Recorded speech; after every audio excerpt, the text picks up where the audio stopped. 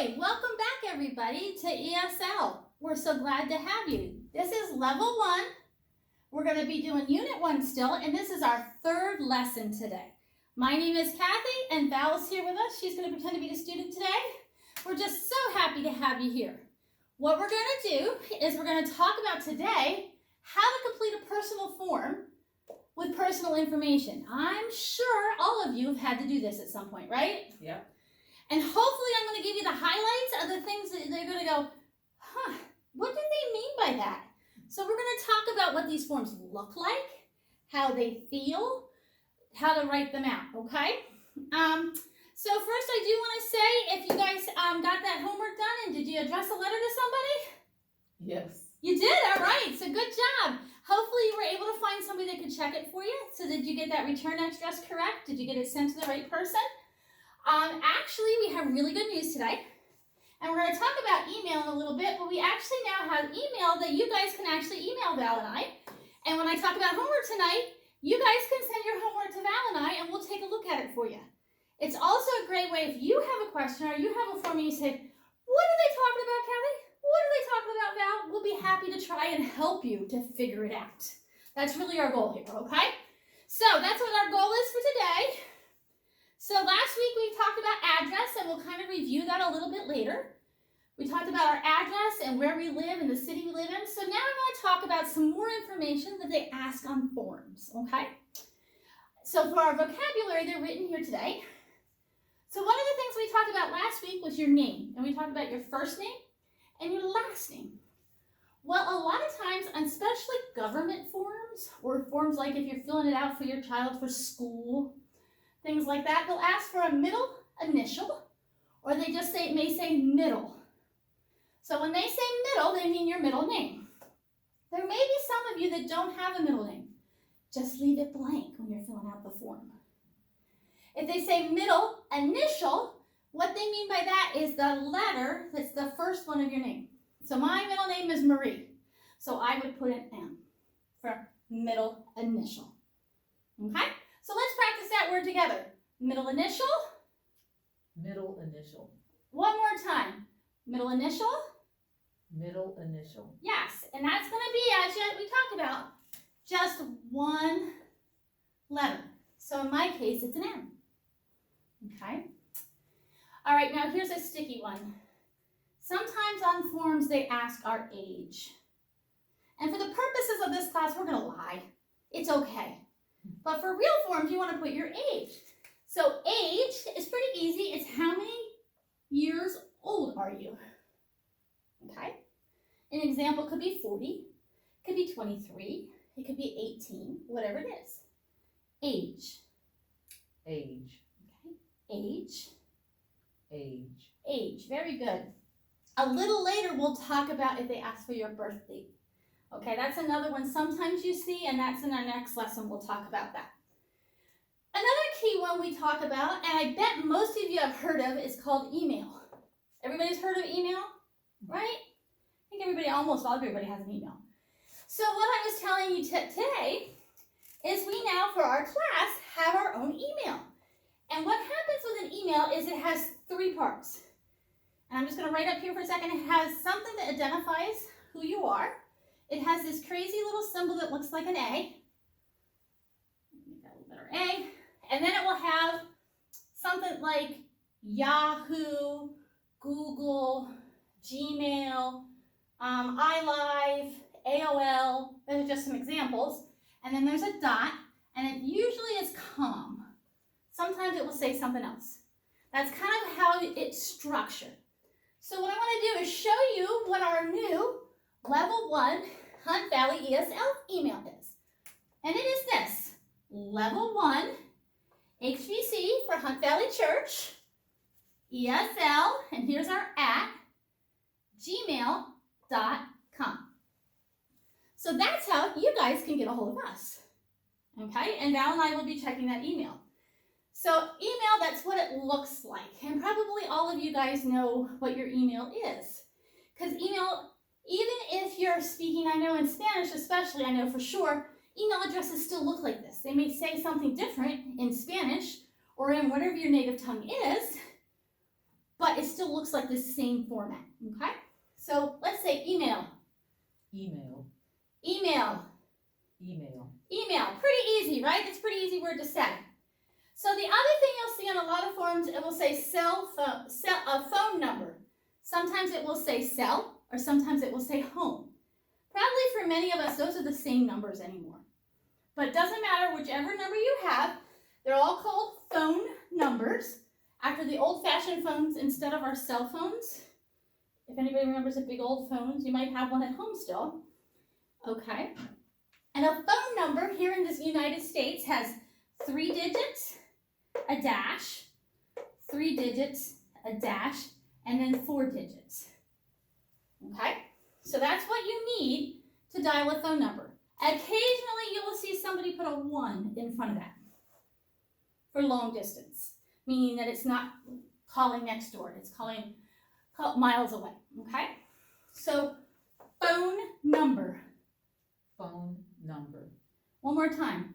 Phone number. phone number, Okay? And like I say, it's got these 3 digits, and then 4 digits. Okay? Okay, now here's another one that's important. Social Security number. Ooh, that's big words, right? Social Security number. Let's see if we can say that. social security number, Very good. Say it one more time. Social Security number. social security number, Okay, so Social Security number, what is that?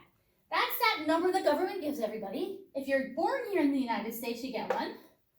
When you get official paperwork, you get one. And it identifies me as a person for the government. Now, a Social Security number has a special way that it looks. It looks kind of like a phone number, except what it looks like is it has 3 digits, a dash, 2 digits, a dash, and 4 digits. Okay? Now, here's one thing I really want to stress to you guys.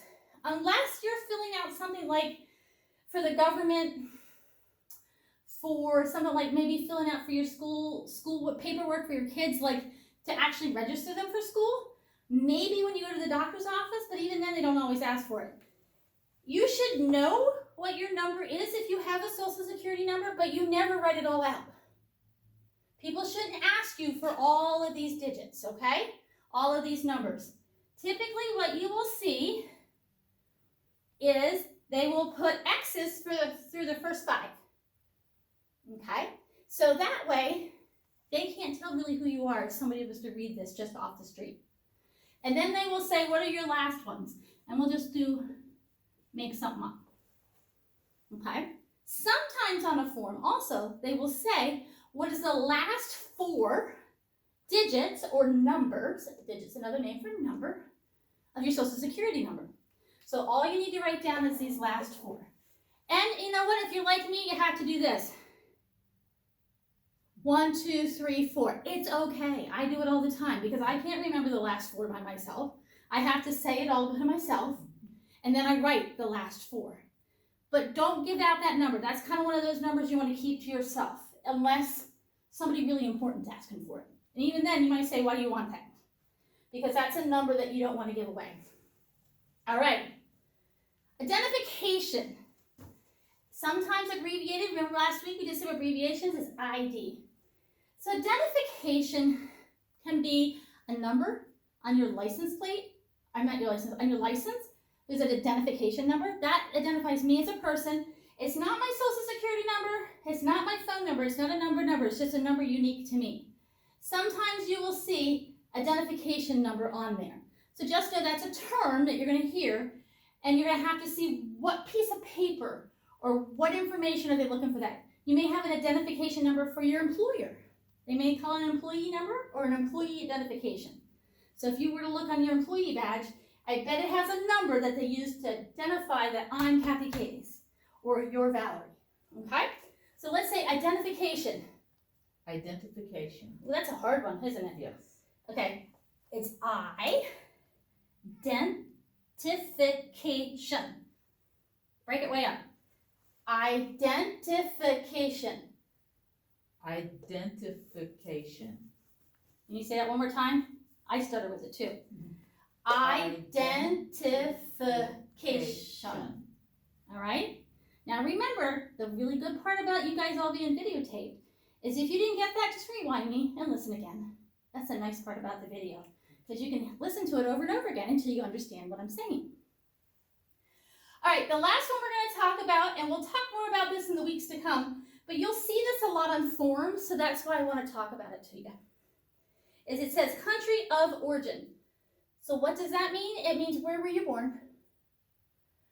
If you weren't born here, and even as I was born in America, it will still ask me country of origin on a lot of forms that I fill out. So I would write America. So maybe for you it's Turkey, it's Germany, it's Puerto Rico, which would be in the U.S. It might be Haiti, it might be Mexico, it might be a lot of places, I don't know. We're happy to have you from everywhere. But it's all called the same thing, country of origin, okay? So let's say that together. Country of origin. Country of origin. Okay. Country of origin. Country of origin.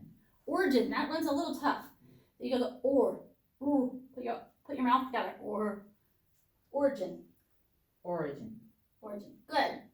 All right, so this is really, other than your name and your address, what you should need to fill out a form, okay? So now, you think you're ready for a little practice? Oh, before we do practice, I have something to show you. So what I also have for you guys is, we like to make things complicated. Sorry to say. And I'm sorry, Val, you can't see these, but I'm going to show them to the camera so the camera people can see them. So what I have here is a couple different ways that you may see that they ask you to fill out a form. Okay, so see here how you just have a line and it says name and then it says first name, last name, middle initial. Okay, better. It just has the line and then it was your street number, your street name, and your apartment number. Okay, but you see how this is just a big long line and you can just write it all the way across. Different from that, you may see one that looks like this. And this one I know confuses people. Oh, it would help if I turn it right side up, wouldn't it? I'm reading it upside down to you. I'm so sorry. So here we go. So what this is you see it still says last name, but you see how it has all the little boxes? So what you would do is you would start typing, write in your name, one letter for each little box. Okay? And then when your name ends, just leave the boxes blank and then come over here where it says first name, then start writing your first name. So I would write C-A-T-H-Y. And then you go over here to your middle initial. You would do the same thing for the street and the name, your city, your state, and your zip code. But you see how each little box gets something in it. Another way you may see forms is really similar to the first one I showed you, but instead of a line, it has a box for each thing. Do you see how it has a box for your last name, a box for your first name, and a box for your middle name, okay? These are asking for the same information. It just looks a little different. And I wanted to show you the different forms, especially between this one and this one with the boxes, because I think this box one can throw you off. What am I supposed to do with all those little boxes? Just put one letter or one number in each box and leave a space if there's too many, okay? All right.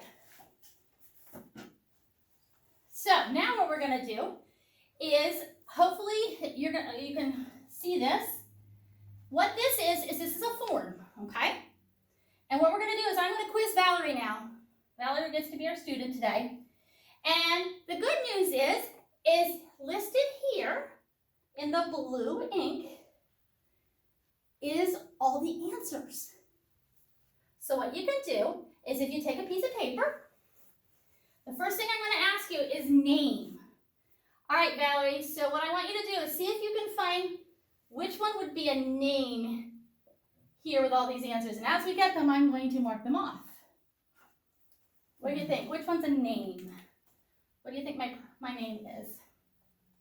I think it's Kathy Daniels. Very good. So we would put right in here, I'm write on it. Kathy Daniels. See how we would fill that out? You just put your, where it says name, you put your name. All right, we got one right, so we're gonna cross it off. Right? All right, so the next one here says street. So last week we talked about addresses, so this one's a little tougher because we gotta think back to last week and we're gonna review. Which one here looks like a street address? 6B. You're close. So what makes up a street address? It makes up a number and also the name of the street that you live on. So 6B is missing a name. It's got a number, but it needs a name. So what has a number and a name of a street on here? 34 Main Street. There you go.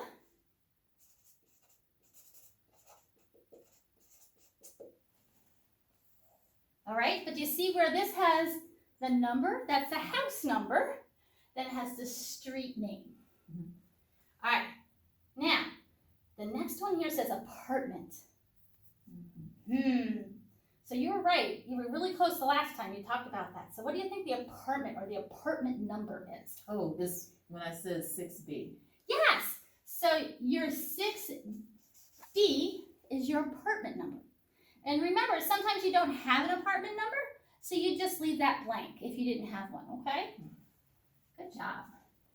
All right, so of these blue, which one do you think is the city? Is it Maryland? Okay. If the city is Maryland, what would you think the state was then? That's our next one. Oh, you know what? The city is Hunt Valley. Yes. The city is, think about it as this way, the little place that you live, the community that you live in. The state, it would be what? Maryland. Maryland, that's the bigger Commonwealth. That's a whole bunch of states. So when we talk about Maryland, we're thinking of Baltimore. We're thinking of Frederick. We're thinking of way out, Oakland, I think is way out in the far end of Maryland. Almost down to, not quite to Washington, but almost to Washington. So places like that. So Maryland is the big area. That's the state we live in, okay? And we can write out Maryland or we can put MD, okay? So we're gonna cross these two out. We're doing really well. Okay, zip code. This is a tough one from last week. What do you think is a zip code? Well, what's left? We have America, we have that, and we have some numbers. Which ones are numbers? Do you remember our zip code, how many numbers it is? Well, I know it's not 40. Okay. And one of those is a phone number. Okay. 410. So I think the zip code is 21030. Very good. A zip code is always 5 digits.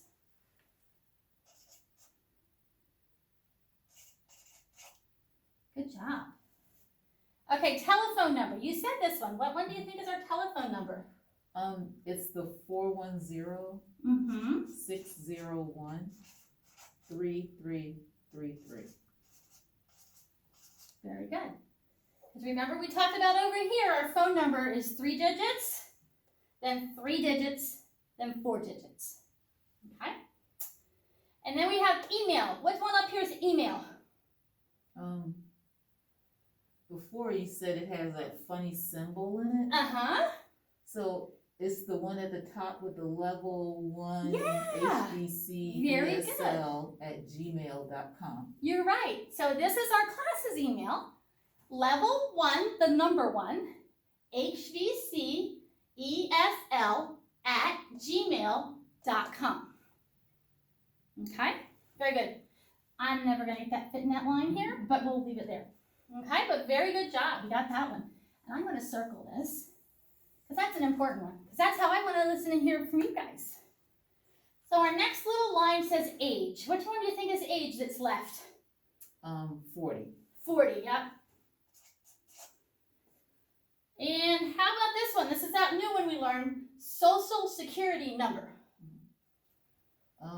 Well, the only numbers that are left are the ones the XXXXX3123. So that's the social security. That is the social security number. And for this class, I'm just gonna put the last 3 here. Because remember, we want to keep that number quiet until ourselves. We don't want to give that one out too much. And then we have one more thing we need to do, and it's country of origin. Okay. So the only thing that's not crossed off is America. There you go. Look at that. And if you could just zoom into this, see if you can catch it. I'll stand still. That's the answers. You guys at home, hit pause and see if you got it right. All right? All right. So from there, that's really for you guys how to fill out a form, okay? Hopefully, by going over this new vocabulary, by kind of going through this and seeing what you have, it has helped you to fill out these forms. What you can also do is if you have a letter that you've gotten that's the correct address, keep that as a reference because that's going to have most of this important information on it. You add your social security number, you add your phone number, you add your age and country of origin. Everything else is on that envelope you may have gotten from maybe the electric company or somewhere like that, okay? Filling out a form. So, for homework, what I'd like you to do is Val and I went over this. Can you take and fill out the same information and send it to Val and I via our email up here, level1hvcesl@gmail.com, and then we know a little bit about you and we can help you. And if you get some things a little confused like Val did, it's okay, because then what we can do is help to fix it for you, okay? So I wanted to say that I'm so glad that every one of you are here today or here in sometime watching this video. I know it's a little different. We appreciate it. We are so happy to have you. One of the things we always like to close with is our Bible verse, and today we're starting with verse B, letter B, which in our verse it is, in the beginning, God made the heaven and the earth, from Genesis 1:1. So before God did anything, He made everything. He made this beautiful earth we live in. He made us. He made the animals. He made everything so that we could live and that we could be with Him. And remember we talked about last week, we can ask God for anything and He wants to be with us. He made all this beautiful world for us, His people. So we want to just thank Him for that. So let's say a quick prayer. Thank you, God, for creating all things around us. Yet, you love us so much that you want us to ask for help. Please help us as we learn. May we be thankful for all the things that you've given us and the things that you made for us. In your name, amen. Well, thanks, everybody. I hope to see you next Wednesday. We're going to have another lesson. Lesson 4, it sounds like, is next. We're going to see what else we're going to learn. I think we're going to talk a little bit about the fall coming up soon. We're also going to talk a little bit about how to answer interview questions so that if you need to go to a job interview or something like that, you'll be able to do that. Well, thank you very much for joining us and taking a short time with us. This is Kathy and Val saying good night. Good night.